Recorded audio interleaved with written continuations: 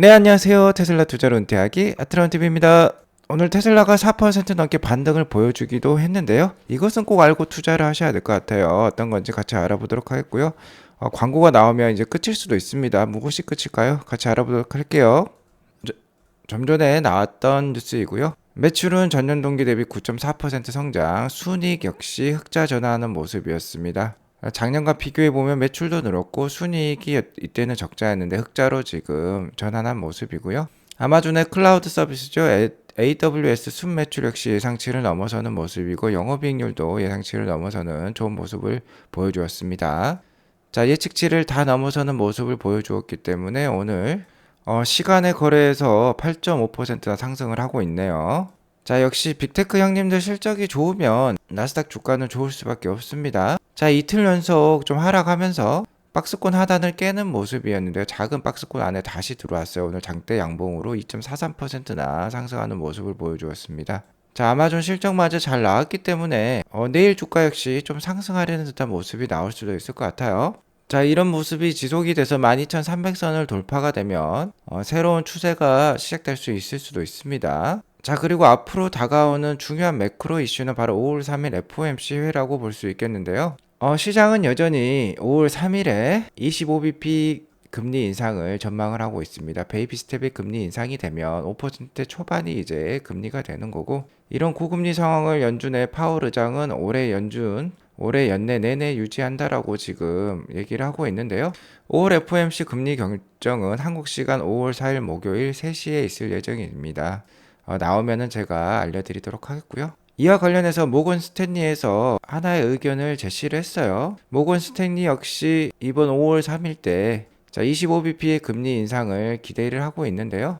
역시 중요한 건 향후 가이던스가 되겠죠. 앞으로 연준이 또 어떻게 행보를 할지 연준 파월 의장이 힌트를 줄 것인데요. 여기 보시면 컨디셔널 포즈라는 말이 나와 있어요. 자, 우리말로 해석하면 조건부 중단이란 표현인데요. 이를 모건 스탠리에서는 더비쉬 메시지라고 얘기를 하고 있습니다. 비둘기파 발언이라는 거죠. 자, 앞으로 다가오는 FOMC 회의 때 연준은 비둘기파적인 발언을 할 수 있다. 이게 바로 조건부 중단이라는 건데요. 아무래도 최근 금융권, 은행권 위기 사태 때문에 이러한 표현이 나올 수도 있다라는 거죠. 자, 그러면 여기에 더불어서 최근 빅테크 실적이 좋았습니다. 그러면 이것과 이것이 플러스가 되면은 5월 초에 이 나스닥 박스권 돌파도 기대해 볼 수도 있다라는 거예요. 물론 속도는 그물입니다만 이렇게 되면 미국 주식 투자 분위기가 좀 좋아질 수도 있을 것도 같습니다. 테슬라도 금일 한 4% 이상 반등을 보여주면서 다시 한번 160불대 지지를 보여주었는데요. 빅테크 형님들 실적도 좋고 연준 역시 조건부 중단이라는 비둘기파적인 발언이 있다라면 여기서 더 이상 강하게 떨어지기는 힘들 수도 있을 것 같아요. 물론 뚜렷한 테슬라 자체적인 호재가 지금 안 보이기 때문에 위로 올라가기도 힘들겠습니다만 아래로 떨어지기도 힘들겠다라는 거예요. 그러니까 장기적으로 봤을 때는 지금도 괜찮은 기회일 수도 있겠다라는 거는 염두에 두시기 바라겠습니다.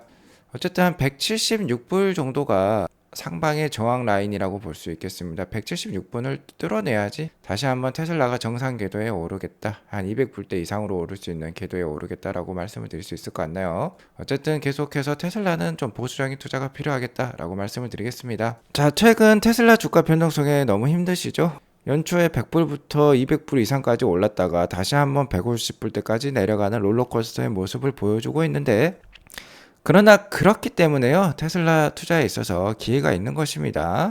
주가가 많이 빠져야지 더 싸게 살 수 있는 기회가 되는 것이죠. 싸게 사면 살수록 투자 수익률은 올라가게 됩니다. 더 크게 수익을 낼 수 있는 기회를 줄 수 있다라고 긍정적으로 생각하시기 바라겠습니다. 최소한 향후 한 4년에서 10년 정도 보고요. 계속해서 투자를 이어나가시면 좋을 것 같고요. 일론 머스크 CEO는 테슬라가 향후 애플과 사우디 아람코를 합친 시총보다 더 큰 회사가 될 것이다 라고 얘기를 하고 있는데, 현재 테슬라 시가총액은 한 500빌리언 수준으로서 글로벌 10위권을 보여주고 있습니다. 한때 아마존과 거의 대등한 시총까지 올라갔었는데요. 지금은 엔비디아, 메타, 존슨앤존스보다도 낮은 그런 시총을 보여주고 있어요. 자, 아무래도 테슬라 지지자들, 테슬람들은요, 이러한 상황이 말이 안 된다라고도 볼 수 있을 것 같습니다. 특히 엔비디아보다 더 낮은 시총은 좀 안타까운 상황이다. 메타보다 낮은 시총은 좀 안타까운 상황이다라고 볼 수 있겠어요. 자, 하지만 이러한 사실에는요, 이유가 있습니다. 바로 주가 변동성 때문에 한때 엔비디아 메타보다도 높았던 테슬라의 시총이 현재 좀 더 낮은 모습을 보여주고 있다라고 볼 수 있겠는데요. 이러한 변동성의 이면에는 역시 기관 투자가들의 보유 비중 차이에 있겠다라고 볼 수 있겠어요. 메타는 기관 투자가 보유 비중이 76%, 엔비디아는 68%나 됩니다. 반면에 테슬라는 44.85%거든요. 존슨앤존스도 71%를 보여주고 있어요. 아무래도 개인 투자자가 많다는 건 매매가 많다는 거고, 매매율이 많다면 당연히 주가 변동성이 심할 수밖에 없겠죠. 자, 그렇기 때문에 기회가 있는 것입니다. 긍정적인 생각을 좀 가져보시기를 바라겠고요. 테슬라 최근 주가 하락은 역시 실적 발표 이후에 펼쳐졌고, 실적 발표 때 문제가 되었던 부분 역시 마진율이었어요. 자, 마진율의 하락은 역시 차량 가격의 대폭 인하에 따른 현상이라고 볼 수 있겠는데, 지난 6개월 동안 미국 내 가격 변화를 보면은요, 미국 내 평균 차량 가격은 지금 한 29,000불대를 보이고 있다고 볼 수 있겠는데, 자, 연간으로는 한 5% 정도 전반적으로 가격 인하가 있었다라고 합니다. 하지만 테슬라 모델 Y 같은 경우는 동일 기간에 25% 이상 가격 인하가 있었어요. 그것도 최근 6개월 동안에 급격한 가격 인하가 있었다라는 거죠. 자, 이렇기 때문에 마진율 하락은 어쩔 수 없었다라고 볼 수 있겠습니다. 저는 이를 중장기적으로 봤을 때는 나쁘게 생각하지는 않습니다. 테슬라의 사명에 입각한 경영 전략이라고 생각할 수 있고요. 향후 1000만 대, 2000만 대를 판매하려면 어쩔 수 없는 선택이다라고 저는 판단을 하고 있습니다. 자, 이에 따라서 테슬라 모델 3 같은 경우는 현재 미국 시장에서, 특히 캘리포니아에서 34,000불에 시작을 하고 있다라고 합니다. 그 시작 가격이. 그리고 이에 더불어서 향후 6년 동안 유지비를 세이빙할 수 있는 것까지 합쳐보면 차량 가격이 3만 불 이하로 떨어지는 모델 3라고 볼 수 있겠어요. 캘리포니아에서는 29,440불을 보여주고 있다고 볼 수 있겠는데, 자, 이 가격을 보면 거의 준중형급 차량 가격이라고 볼 수 있겠죠. 우리나라 기준으로 봤을 때도 아반떼나 소나타 이 정도 가격을 보이고 있다고 볼 수 있겠습니다. 자, 이를 토요타랑 비교해보면 토요타 코롤라랑 필적한다라고 볼 수 있겠는데, 자, 5년 동안 운영 비용까지 총합했을 때 모델 3 스탠다드 레인지 가격이요, 토요타랑 거의 비슷하다라고 볼 수 있겠어요. 지금 토요타 코롤라를 사시겠습니까? 같은 가격이면 모델 3를 사시겠습니까? 당연히 모델 3를 사야 되겠죠. 토요타 코롤라에 없는 OTA 업데이트 기술이라든지 오토파일럿과 FSD 기술마저 향유할 수 있기 때문에 당연히 모델 3로 가야 될 것입니다. 그리고 테슬라가 이렇게 급격하게 가격 인하를 할 수 있는 데는 다 이유가 있어요. 역시 향후 자율주행 완전 출시에 따른 소프트웨어 마진율 향상으로 인해서 이러한 하드웨어 가격, 차량 가격 인하를 단행할 수 있다고 저는 생각합니다. 현재 테슬라에 이어 자율주행 관련 2위 업체라고 볼 수 있겠죠. GM의 크루즈도 손꼽을 수 있겠는데요. 현재 GM의 크루즈는 완전 자율주행 마일리지를 1.5 밀리언 마일을 달성을 했다라고 합니다. 150만 마일인데요. 크루즈가 2021년 11월에 샌프란시스코에서 런칭을 했기 때문에 짧은 기간에 상당히 많은 마일리지를 쌓았을 거라고 생각할 수 있는데요. 테슬라랑 비교해보면 너무나도 그 차이가 큽니다. 거의 100배 차이 난다라고 볼 수 있겠는데요. 크루즈가 1.5 밀리언 마일을 자율주행으로 성공했을 때 테슬라는 150 밀리언 마일이나, 그러니까 한 100배 이상 자율주행 마일리지를 달성을 했다라고 볼 수 있겠습니다. 자, 크루즈가 1밀리언에서 1.5밀리언으로 늘어날 때 테슬라는 거의 90밀리언에서 150밀리언으로 이렇게 늘어났어요. 자, 이 막대의 차이를 보면은 얼마나 자율주행의 발전 속도의 차이가 크다라는 거 우리가 확인해 볼 수 있습니다.